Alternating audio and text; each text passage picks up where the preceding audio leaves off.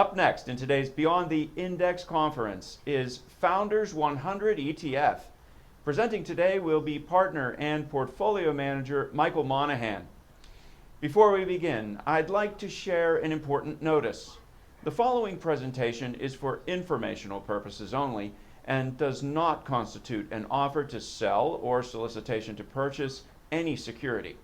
Investors should carefully consider an ETF's investment objectives, risks, charges, and expenses before investing. This and other important information is contained in the fund's prospectus, which should be read carefully before investing. The views and information presented are those of the presenter and ETF sponsor. Michael, please go ahead. Thanks, Craig. It's great to be here. So welcome, everybody. I appreciate you tuning in. I'm Michael Monaghan. I'm the founder and portfolio manager at the Founders 100 ETF. In the Founders 100 ETF, ticker FFF, we own the 100 best founder-led companies. And the question we ask you as you look at your portfolio is, do you own enough founders? Most portfolios are missing the efficacy of the founder factor. What do we mean by the founder factor? We looked at 11,000 stocks over 30 years and found that founders outperform by about 4% CAGR. Outside consultants such as Bain have also looked at long periods in the stock market. Bain looked at the S&P 500 over 25 years and found that the founder-led companies outperformed the broader market by 3.1x. So a lot of efficacy in owning the founders. We built an entire strategy around this. And the reason we did that is most investors have very limited exposure to founders, which is unfortunate for their portfolio because this founder factor is so strong in helping portfolio performance. We looked at the 300 largest ETFs, and in general, they have less than 20% founders. Specifically, the S&P 500 has 15% founders, and the QQQs have 20% founders. So if you want to take advantage of the outperformance that founders have historically brought to the stock price performance, FFF, or the Founders 100, is a pure play on doing this. So how do we build a portfolio? How do we select stocks? We build the portfolio by looking at the 200 largest founder-led companies in the stock market. At any one time over the last 30 years, there's been about 800 to 1,000. We look at the 200 largest, and from that, we run a factor model that picks what we believe to be the 100 best, and then using a modified market cap weighting, build a portfolio to own those stocks. So the types of companies that we own in the portfolio would be the dynamic founders that you follow every day. Palantir is a top holding, NVIDIA, Dell, Meta, CrowdStrike, Oracle, Shopify, Blackstone, BlackRock, Salesforce. So these are the types of names that are in the portfolio. Highest growth, highest innovation. Going back to the outperformance, we're often asked, Michael, what makes founders different? Why are founders delivering 3 times the stock price performance of non-founders? Founders bring very interesting attributes. They're visionaries, they execute, and to borrow Jensen's word, they have grit to push their companies forward, and they have the moral authority to pivot and change if need be. In addition to the efficacy of the founder factor, when it comes to managing the portfolio, we want to introduce you to the team behind it. We're not a nameless, faceless organization like some of the mega managers. I'm Michael Monaghan. This is the third act of my life. Act one, I had a long traditional Wall Street career starting at Goldman Sachs, Carlyle, Riverstone, and Sanford Bernstein. My partner, Lauren Cassidy, was a Sanford Bernstein analyst. She was on the #1 ranked consumer finance team at Sanford Bernstein, and then went on to run money both in the long-short world at Cantillon, and then for the last decade, she was the lead portfolio manager of $20 billion of capital at a value manager. So the team behind this has had a long career in managing money and really thought through how to build the best possible portfolio for you. The question we often get asked is what inspired to build this company? And I think it's important for people to understand why this is aligned with the American ideal. We were actually in Washington, D.C. 2 years ago for a friend's celebration. We went to the Smithsonian, and I would encourage everyone on here, if you've never seen the Fort McHenry flag, it's on display at the Smithsonian. I think it's important that you go see it. It's the flag that was flown above Baltimore during the War of 1812. The Brits were shelling the fort. The fort didn't fall. And we've put up this giant flag, and it's what inspired Francis Scott Key to write the Star-Spangled Banner. And it inspired us to ask the question of the people that built America were different. These were iconoclasts. And given the 25 years that Lauren and I have been investing markets, we looked at each other and we said, what if we built a portfolio of only iconoclasts? And founders are iconoclasts. And after we went back and did 4 months of very dedicated research, the data to analyze founder-based investing it doesn't exist. There's no Bloomberg data set on this. There's no FactSet data set on it. So we spent the 4 months digging through 30 years of historical filings to build it. And when we did that, we found that on average, the founder-led companies outperform. And we wanted to take advantage of the same spirit that built America and use that to build a portfolio that you can invest in and hopefully give you the highest risk-adjusted compounding for your portfolio. So we think this is a great portfolio if you're seeking long-term capital appreciation over a 5-year horizon. If you can tolerate some swings in the market, we do certainly have drawdowns. These are typically high-growth companies, but it gives you the opportunity to take advantage of founder vision, leadership, and innovation.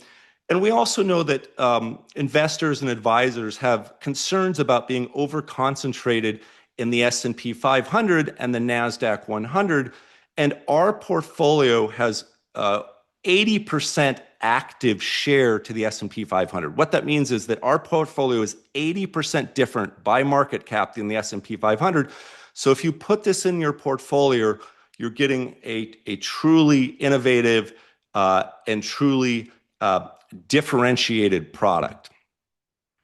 Now, with that, I know that the hosts had some questions, and I know that the viewers have some questions. So one of the things that we think is really important about this strategy is it's very easy to understand. We encourage everyone listening today, buy things that are easy to understand. Easy to understand has the greatest probability of success. So we're very long-term investors. So you won't hear me talking much about near-term catalysts. We built a strategy that allows you to invest without worrying about any of those things. FFF is meant to be dollar cost averaged into your portfolio over very long periods of time. So whatever your investment style is, per week, per month, per quarter, this is a buy, hold forever, and compound strategy. My partner and I are both very large investors in this. I personally seeded the fund with my capital. I anticipate most of my liquid net worth to remain in it. We're big believers in it. We built something that we really believed in. We wanted to invest for ourselves. And then we opened it up to outside investors to invest alongside with us. So with that, I will bring it to a close. We think it's simple. We hope we've identified why it's simple. And then we'd love to answer some of the questions from the moderators and the people watching today. Absolutely, Michael. First question here. Founder-led companies, they are found disproportionately in areas like technology, software, and other growth industries. What convinces you that founder leadership itself is an investable characteristic rather than simply a proxy for owning innovative growth companies? That's a great question, and we'd give a light pushback and light adjustment. It's not just found in technology. We own 10 of the 11 GICS categories. The only GICS category we don't own is utilities, and I suspect with this bottleneck in energy, there will be a founder-led utility company soon. So we own all 10 GICS categories. I just interviewed Ron Mittelstadt from Waste Connections 2 weeks ago. So in industries as basic as picking up your garbage, there are founder-led companies. There are founders driving beverage companies like Monster Beverage, and there are founders driving consumer finance companies like Rich Fairbank at Capital One. So founders lead companies all across the economy, and it's not just in technology, although certainly given the changes in technology, these do tend to be led by founders. Michael, once a company qualifies as founder-led, what fundamental factors, for example, cash generation, balance sheet strength, competitive positioning, valuation, or anything else, matter most in deciding whether it actually deserves a place in the portfolio? Really good question. And it gets at how is the portfolio constructed? Why don't we go through how the Founders 100 portfolio is constructed? As I mentioned, we looked at 11,000 stocks over 30 years. So every quarter, we look at all of the US listed stocks. From there, we identify which of those stocks are founder led. At any one time in the stock market over the last 30 years, there's been about 800 to 1,000 founder led companies. We then identify the 200 largest by market cap founder-led companies. And then I mentioned that both my partner and I came from Sanford Bernstein, and we apply some of the principles around factor-based investing. We take our fundamental view of the world, we turn it into factors based on cash generation, price to earnings, balance sheet quality, other quality metrics, and we run a factor model screen on top of that. So we take the 200 largest, and then what we get is what we believe to the 100 best. And to explain it easily for our listeners, it's not so much as selecting in, it's almost selecting out. So imagine a pizza analogy. We believe that all of our pizza chefs, we don't care what type of pizza they're cooking. We just want to check for burnt crust. So really what the factor model does, it looks for companies that could be problematic and then moves them out of the portfolio. What we've done is basically created a factory. And one of the things it says, if you as a founder have the vision, the grit, the execution, the understanding of what your customers want, and the ability to build the distribution channels to bring it to them at scale, all of that from 0 to 1, seed stage, A, B, C, D, E, going public, surviving the public markets, that tells us that you have the factor to build a great company. And so that's the positive signal that comes from founders. And then we run the factor model just to make sure that there's no burnt pizza crust showing up. And if there is burnt pizza crust showing up, we'll slide that company out at a quarterly rebalance and bring the next company in. Michael, the portfolio today has a substantial cluster around artificial intelligence with Palantir, Dell, NVIDIA, Meta, and Oracle among its largest positions. Do you view AI as one investment theme here, or are there very different economics and competitive advantages across the semiconductor infrastructure, cloud, and software layers of that ecosystem? Another really thoughtful question that I think will help today's viewers think about investing. We view it not as a monolith, but each one of those areas is its own separate investment area. The hyperscalers are much different than, say, the high intellectual property semiconductors like a NVIDIA or a Cerebras. And then you have the memory stocks that have typically been cyclical. Then you have the cohesion and ontology layers like Palantir. And then you have the SaaS layer that is going to have some of the agentic workflows and be the trusted tie into the enterprise. So we see each one of those layers having a different differentiation, a different value proposition, and so we don't view it as a monolith.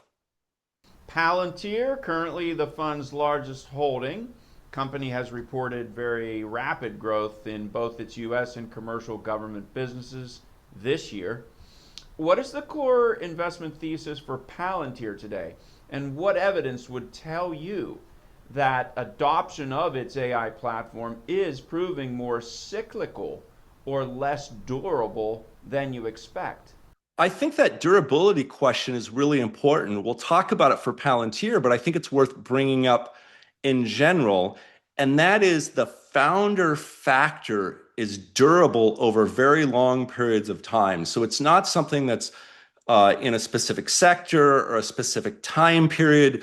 There's academic research going back to the 80s talking about how founders bring this durability to the way they build and manage their companies.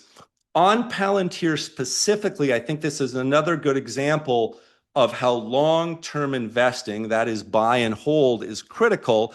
It gave us an opportunity to buy Palantir when we launched the fund. Palantir, obviously a very high growth company, and it had traded sideways for a couple quarters as the investor base was turning over from primarily retail. Probably some of the people on here bought Palantir very early and held it and were very smart long-term investors. But there was a couple quarters where the traditional institutional growth investors had not adopted Palantir yet. And that allowed patient investors to step in and buy it.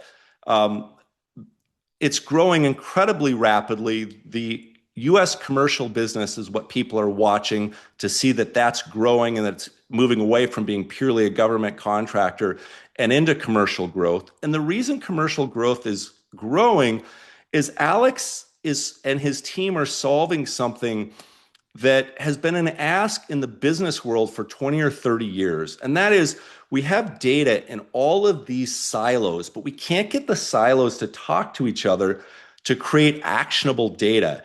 And that's what Palantir has been able to do for the first time in business intelligence. And that's where you're seeing the strong growth in commercial. You're seeing, the key metric that people are watching in a software company is Rule of 40. That's where you add revenue growth and margins. And the Rule of 40 at Palantir grew from 127 to 145 to 155. These are just unprecedented numbers. And so you're seeing that Palantir and the growth and the opportunities have a durability. They're also bringing something to the enterprise that Alex Karp talks about a lot, is that they're going to be the trusted layer between the enterprise and the foundational models. Number one, that makes sure the enterprise is not overly reliant on any one of the foundational models, and also helps buffer that data from the foundational model, because there is a balance of how much you want to expose to the foundational model, because as a corporate, the thing that makes you valuable is your processes and how you're delivering your products and your distribution to the customer. And there may be some buffer you want between how much you want the foundational models to know about you, because then they can repackage that and sell that to others. So for all of those reasons, Palantir has positioned itself. And the final thing, an important thing to talk about for Palantir, is how they use forward deployed engineers. So one of the larger questions in this artificial intelligence build out is, what will it do to human jobs? And we've had a contrarian view that AI will not be a net destroyer of human jobs. Now, it will be in pockets, as all major changes have been. We've studied everything from the steam engine to electricity to railroads to mobile to internet. So there will be job changes with AI, but in each one of these revolutionary changes, there's been more job creation than destruction. We think AI will be the same. And so it's not a matter of AI taking jobs from humans. It's humans using AI will outperform humans not using AI. And this is relevant to Palantir because remember, Peter Thiel and the others that were at the formation of Palantir all come from PayPal. And what PayPal learned early on is that artificial intelligence and machine learning alone could not find fraud. Humans, there weren't enough of them to find fraud. But if you combine a machine learning tool and a human, you can do very powerful things. And that's what Palantir brought with the forward deployed engineers. So they've really had 20 or 25 years, a 20-year head start, plus all of the institutional memory of what a lot of that team did at PayPal to really be way ahead of their competitors. And we think it's durable and not cyclical. Dell and NVIDIA are both major holdings, but occupy very different places in the AI build-out. Dell has described a rapidly expanding AI server backlog, while NVIDIA sits much closer to the underlying compute architecture.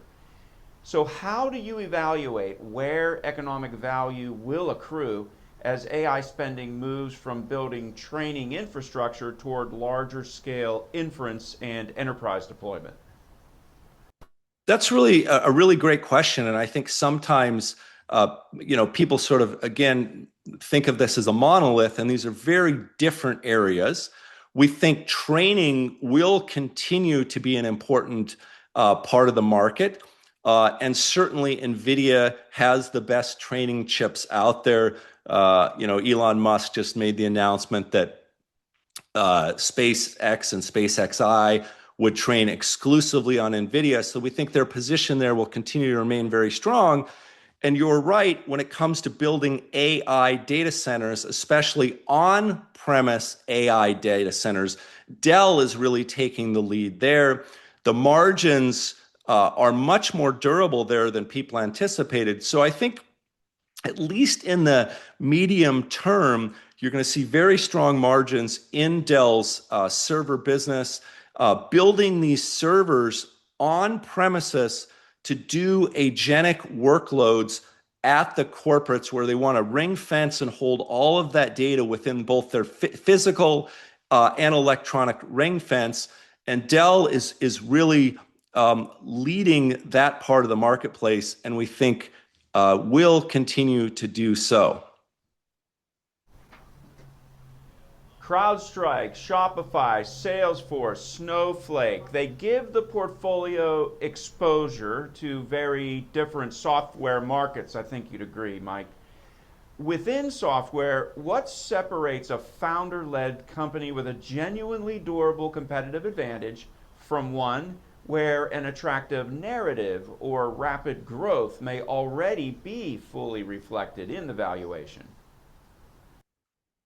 That's a good question, and it's something we've studied. And I think fortunately or unfortunately, I guess the unfortunate has become fortune, the SaaSpocalypse in late January and early February really reset the long-term multiples of some of these really great, really durable software companies. And the fear then was that all software would get vibe coded away. One of my favorite days to know this was completely overdone, I think IBM, which we don't own because it's not founder led, but it's a proxy for this area, I think traded down 13 or 14% when Claude could write COBOL. Well, I'm here to tell you that Jamie Dimon isn't letting anybody vibe code his mainframes. And so to me, that was sort of marked the bottom of this really being overdone. And so what we're finding is that the great software companies are not going to be vibe coded away. In fact, they're the trusted layer into the corporates. So they're going to be what's trusted to keep the data safe, trusted for the interconnect points.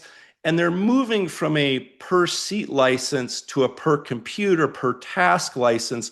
And so we're going to continue to see durability in some of these great software companies. You are right. Some of these very light wrapper areas, they certainly could have exposure to some vibe coding. But the reality is most of this software on a per seat basis relative to the value it's providing is so inexpensive that people aren't going to take the risk of vibe coding something versus a highly professionally built and maintained software system. And that's probably another thing worth pointing for your viewers. It's not hard to prototype something. Even before the amount of high-powered AI software development tools, prototyping something is never the trick. It's building it, maintaining it, and testing it at scale.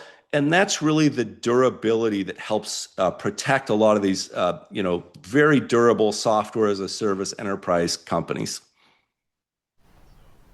The portfolio has a 7.5% individual position cap and is reconstituted quarterly, but current weights range from several large positions above 4% to many positions below 1%.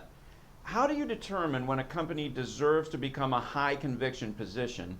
And what would lead you to materially reduce or exit a founder-led company, even if the founder remains in charge? Great question. I'll just put some of the top weightings up for the viewers as well.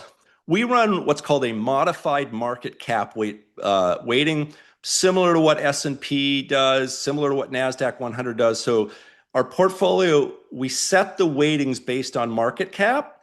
What we do to limit risk is we put a hard 7.5% ceiling in. We won't rebalance to more than 7.5% at a quarterly rebalance. It could drift higher with the growth, but the reason we did that is we ran thousands of simulations on the portfolio prior to launching it to figure out what the best risk reward was for a maximum portfolio weight. So the weightings are driven by market cap.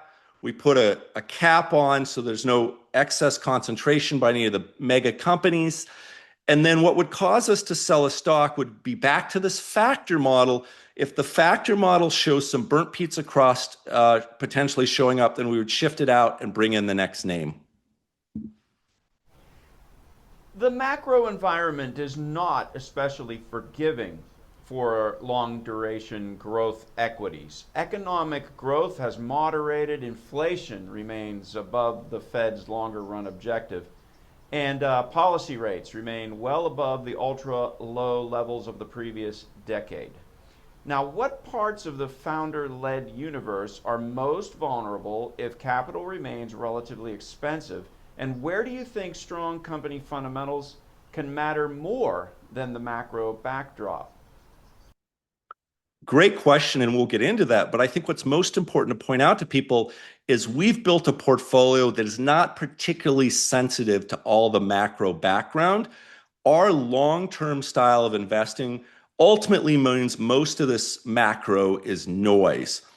And what's even more important in a tricky macro environment, I think people would say that starting Feb 28 or March 1, when the Middle East war kicked up again, that created a lot of disruption in most people's portfolio. If you look at our performance from then till now, we've outperformed the S&P by about 4%. I'd have to look after yesterday, be a little more, a little less, but we've managed to outperform the S&P during a very difficult macro environment. And that's because of the way our companies operate. Founders have vision. They typically grow faster so they can grow out of a multiple compression. They tend to have very disciplined balance sheets, so they're not using a lot of debt. And so we've built a portfolio that is pretty darn insulated from the macro.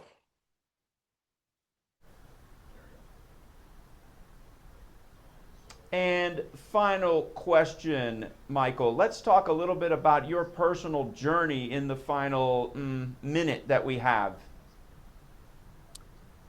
Yeah, so for me personally, this is the culmination of my life's work. I'm a founder myself. I founded a defense technology company prior to this, made really interesting hardware to build highly specialized wireless networks. And it was through that journey that I met some of the great founders out there and really learned that founders truly are different. The way they build companies is different. And it got me really inspired, along with the Fort McHenry flag, to dig in, do a ton of analysis, and discover that this persistent, durable founder factor is there.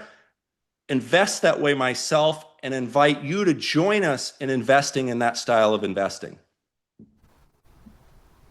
Thanks for an excellent presentation, Michael. For additional information about Founders 100 and its fund, please visit the sponsor's website where you can access the fund's prospectus. For questions about today's conference, contact Redchip at 1-800-REDSHIP or info@redship.com.